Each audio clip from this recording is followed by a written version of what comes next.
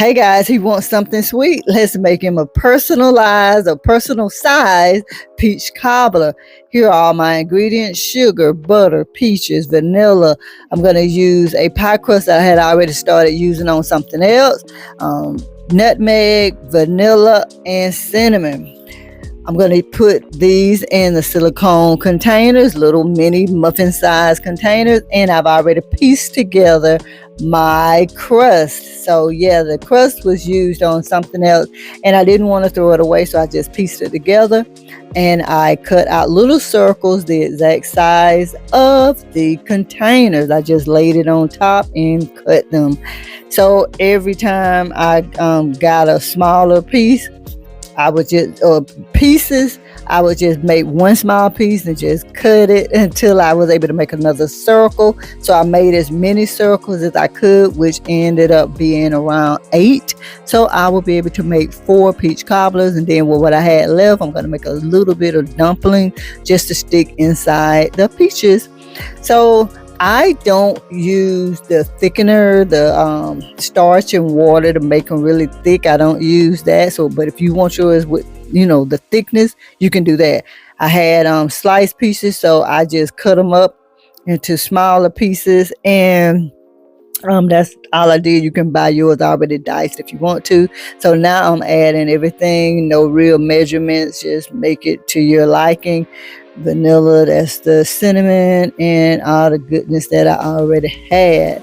So just added the butter in and everything is coming together well. I only used maybe a 1/4 cup of sugar because that was heavy syrup. So everything is cooking down and looking yummy, yummy, yummy.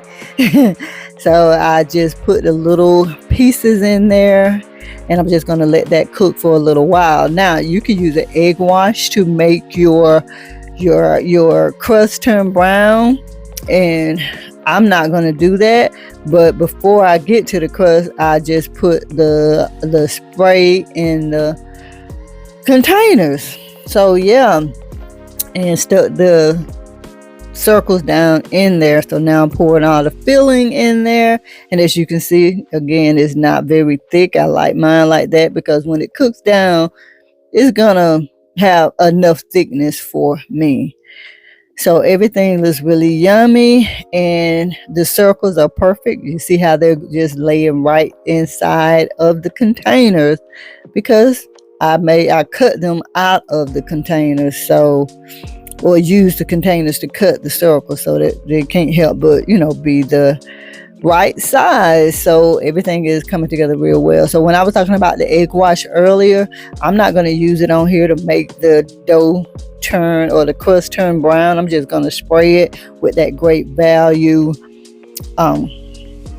olive oil spray. That works for me just well. But if you want to use egg wash, it's water and egg, and you could just put it on top with a brush or something on top of your crust. So as you see, I'm just going to spray mine. So I put it in the oven for about 30 minutes, and make sure you put a larger tray under there because it's going to run over.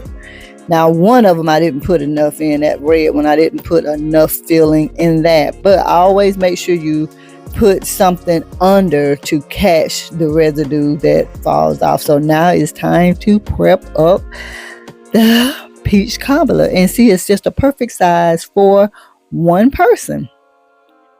Take that little piece that's hanging off over there. So as always, Great Value. I don't spend a lot of money. I love using my Great Value.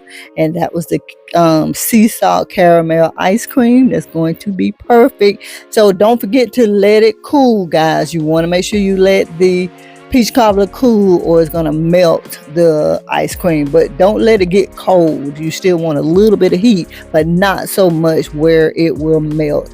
I couldn't find my ice cream scooper, so hey, I'm gonna make do with what I have. I know how to improvise. So more Great Value caramel syrup. Again, these are all ingredients that I keep that are at home, so I didn't have to go buy anything, honestly. So just gonna make a little design. I'm getting my pastry on. So everything came together real well. More great value mixed nuts. I would perhaps prefer to have like whole pecans or something, but I didn't have it, so I just used the mixed nuts. And voila, there you have it. Everything came out really, really well, and can't wait to dig in. So, like I was telling you guys, if you want yours really, really thick, just make that mixture with the starch, but that came out perfect for me. Mwah!